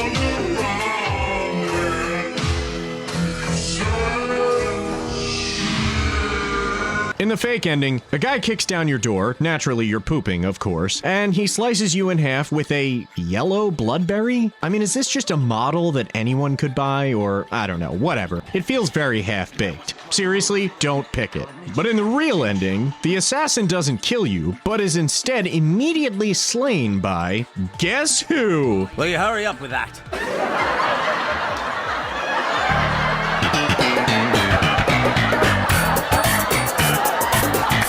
It's Henry! Yeah! We get to fight Henry this time! Final mission. Henry cool down. This is the real final boss fight. This is where all of your skills are put to the test. And yeah, it's pretty goddamn hard if you don't know what you're doing. His combo is, for one thing, endless. I feel like it's 14 goddamn strikes, including some huge flipping spinning slash. It's outrageous. Henry also has a number of different charge moves, which involve dashing to your location, and one of them, but I'm not sure which, is an instant kill move. Sorry guys, I never died to it this time, somehow. Henry can also send a shadow ball-like projectile to your location with his cross saber. He is extremely fast, extremely aggressive, and extremely Noel Gallagher-like.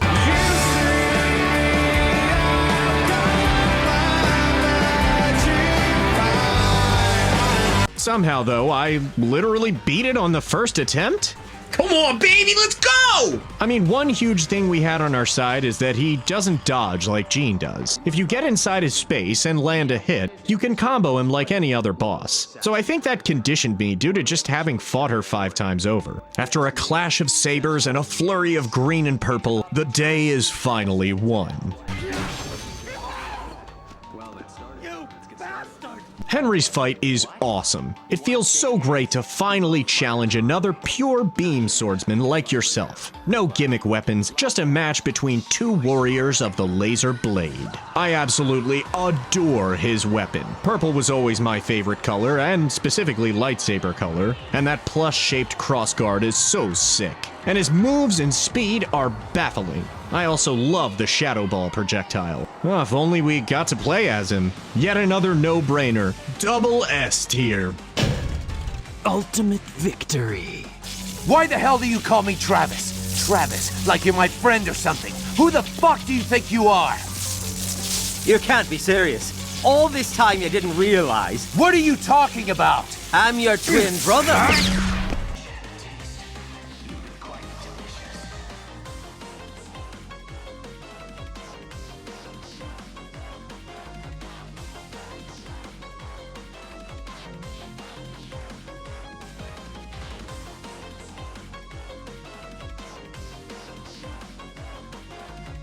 You mean my wife? While dropping Walt Jr. off at the house, Walt tries to make amends with Skylar by bringing over some pizza.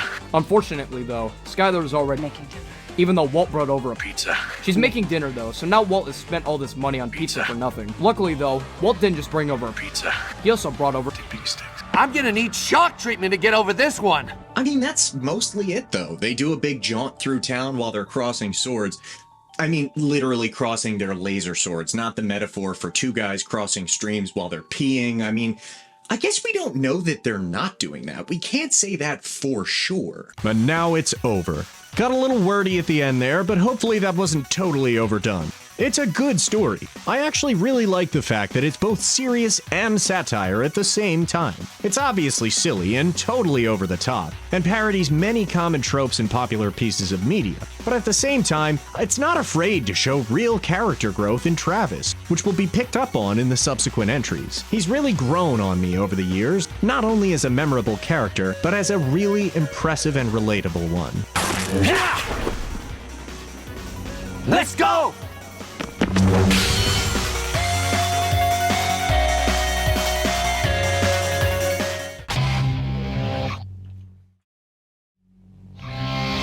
I'll try to keep the rest of the sections pretty succinct since we're getting a little bit long-winded here. I think it would be helpful for me to share some of my tips and tricks on all of the side jobs that you can do in Santa Destroy to earn money.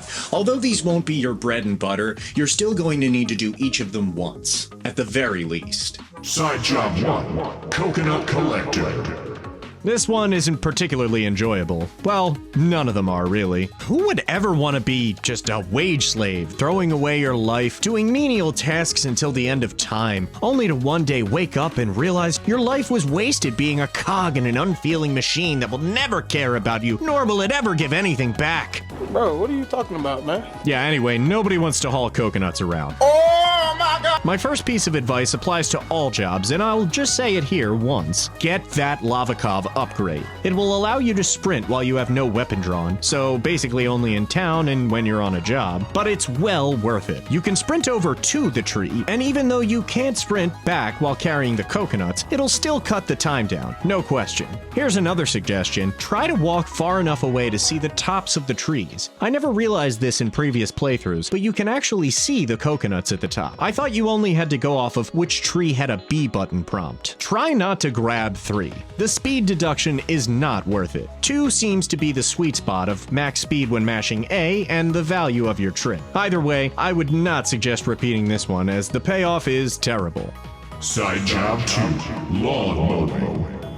This job is god-awful, especially if you're playing with secondary hardware. I mean, I don't remember it being that much better on the original Wii with a sensor bar anyway, but ugh. You have to twist, not turn, not point, twist the remote to turn, and you move forward with A and backward with B. Even under normal circumstances, the controls are extremely janky. Just cut as much as you can in a straight line, then curve around the perimeter. Keep doing that in a sort of spiral towards the middle. If you go off the line, just attempt as best you can to get back on track. If you go in a bunch of different directions, you'll end up with patches, which isn't good for those quote-unquote acre numbers. Terrible side job, even worse payoff. Side job 3, Garbage Collection. This one's actually not too bad. With the sprint upgrade, you'll be in great shape. However, there's a component to spawning items that appears to be random, at least as best as I could tell in the few playthroughs of the job that I did. So that will determine how much success you have. I never had an instance of the job where there weren't many different pieces of trash all right next to each other in a row, so you should be fine. Try to plan your route in advance. Look in a direction where there's a lot of trash sprawling out that way, then follow it.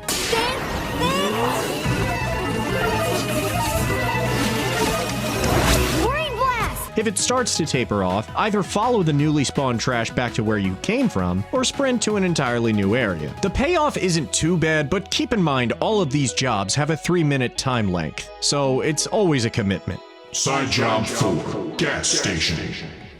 God, this one is so silly. The controls seem to be really finicky. All that's required is holding the B button, but you need to get very close to the mark. It almost seems like once it passes the mark, it speeds up, but I can't really quantify that. It will almost always be very near the top anyway. If you don't fill it enough, you get nothing. If you overfill and hit the top, you'll explode and lose precious time. You'll want to get a feel for when you need to let go of the button, which seems to be a square or two ahead of the line. I could be wrong about that, but it seems like every time I let go on the line, I would overfill it.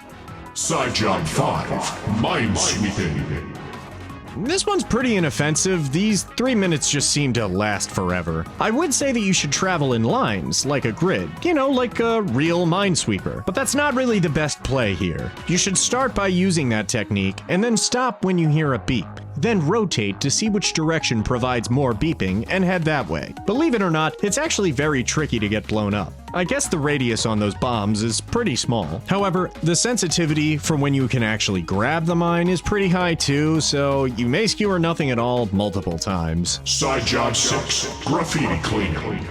I actually enjoy this one for a couple of reasons. 1, with the speed upgrade, it's trivial to move between each mural. And 2, if you get 10 walls, the mission ends with a gold regardless of time. I usually complete it with around 30 seconds left, so it's basically only a 2.5-minute job, as opposed to the others which are really 3. Just sprint in each direction to all the marks on the minimap. If you're playing on secondary hardware, map the Wiimote movement to a control stick and waggle that bad boy like crazy. You'll sweep up hyper fast. Don't absolutely hate this one, honestly. Side job 7, Meow Meow. I love cats. I always have, and I always will. Look at those little babies. This mission is pretty annoying, just based on the acquisition of the cats. It's not enough to go over and pick them up, because this game perpetuates the lie that cats are too temperamental. You'll need to play with them first. I mean, I get what they're going for, but if they need to trust you first, like they would in real life, then they're not even gonna get close to you in the first place. Whatever. Anyway, if you have movement mapped to the control stick, it's pretty trivial. I actually had some success just rotating the control stick, which will eventually hit all the inputs. I'm not sure if this is faster than just doing the correct directions when they come up. Sometimes it requires 4 or 5, sometimes just 2. Then you need to press the correct trigger button to pick them up. If you hit the wrong one, it'll run away. It's long, annoying, and very easy to accidentally mess up and lose a cat that you should have gotten. Side job 8, Scorpion Extermination. My god, I hate this one so much. Honestly, save state it. This one is ridiculous. The idea is that you need to grab and pick up scorpions, which itself is just an A button press and an up gesture. The problem comes when you consider their venom. If you get stung by a scorpion, you'll need to run back to the guy who gives you the job. He's all the way back at the entrance, and you may need to run very far to get back to his location. Now yes, you should have the Lavakov upgrade for sprinting, but even still, it could be too little time. For some reason, the venom timer seems to be totally random. One time I even observed that I had a lower counter each time I got stung, which suggests that it all works off of one global time? I don't even know. Just try to stay as close as possible because those hitboxes are... yeah, it's pretty brutal. Side job 9, Bike Jump. So, I only did this successfully once. I don't really know the ins and outs and nuance of how to get distance. It's not like I failed multiple times because it's hard. It's not, really. It's that jumping with my controls, and the bike controls in general on Nintendo PC, are pretty rough. If that hadn't been an issue, I'm sure it would have been fine. Just hit jump when you're on the ramp and not before it, and try to boost as close to the ramp as possible, while also far enough back to get enough speed. It might take a little trial and error. And that's it for side jobs. They're all 3 minutes each, so you need to choose carefully which one's going to be the best bang for your buck if you were to try and farm them. But we have a much better solution for farming money, and let's go ahead and get into that now.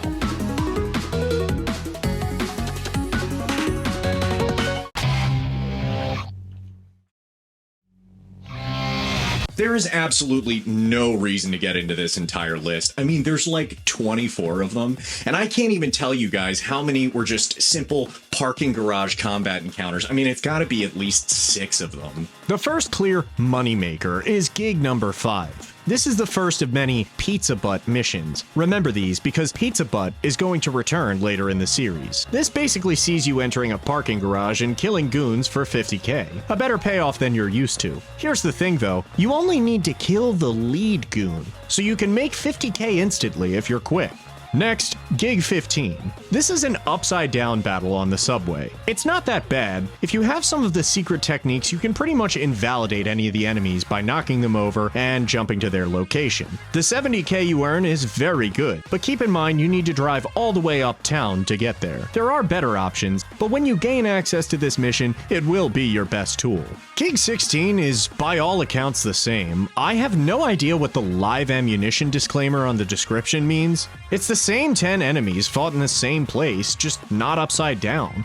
It's even the same payout, too. Number 18 is the real kicker, though. Goldtown, being right next to the office building where you get contracts, is the perfect location. It takes about 15 seconds to get there. You can even sprint on foot if you want. You'll get somewhere between 90k and 130k if you move fast, and this is the single best farming spot in the game, no questions asked. It's perfect, and as soon as you have access to it, this is all you'll need. Those are really the only important ones. Stick to those, and you'll have fat stacks of cash in no time. I mean shit, the infinite charge upgrade can be obtained by doing less than 10 runs of Contract 18. That's nothing!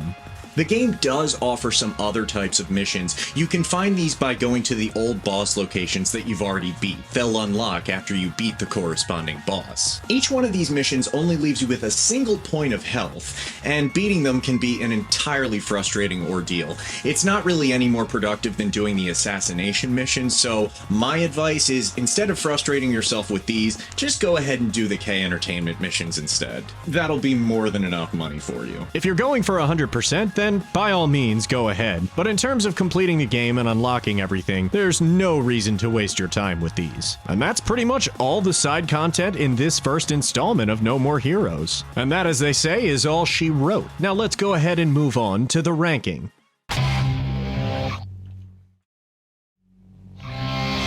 As discussed in the Shadow Generations retrospective and review, which, by the way, it's great, you should go check it out, we will be grading the game on the following categories: gameplay, content, story, music, and replayability.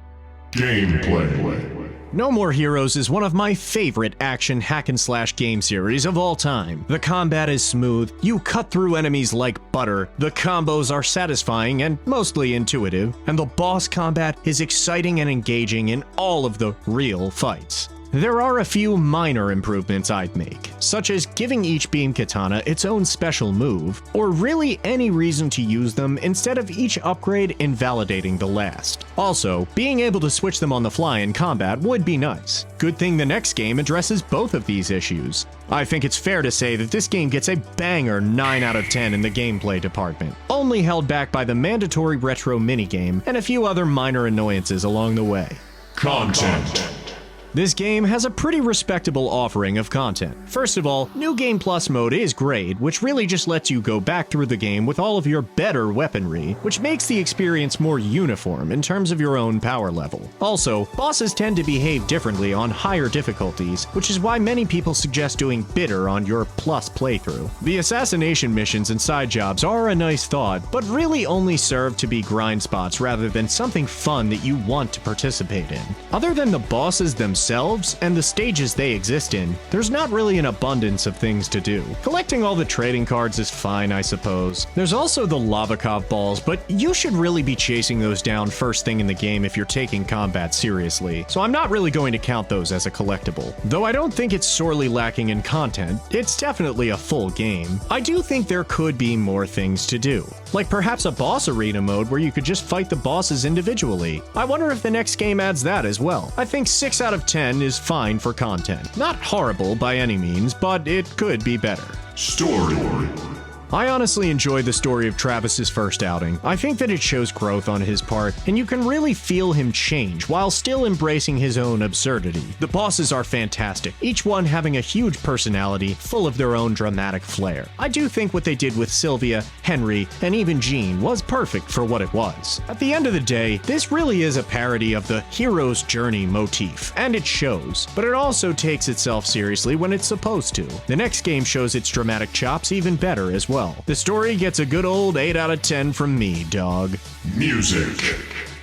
As you all know, I'm a huge fan of music. I make it myself. Unfortunately, given what happened when I had Heavenly Star appear on one of the live playthrough episodes, I opted not to show any of the music here during the video. The battle theme song and its variations are excellent and catchy. I love that melody. There are a number of wonderful boss themes, such as Destroy Man's, Holly's, Harvey's, and of course, Jean's. You really should check them out. I think otherwise though, the music is just fine. It's not all around incredible or anything, it's just good with a few gems on the soundtrack. But man, does Heavenly Star bang. 6 out of 10 on music, I think. Replayability.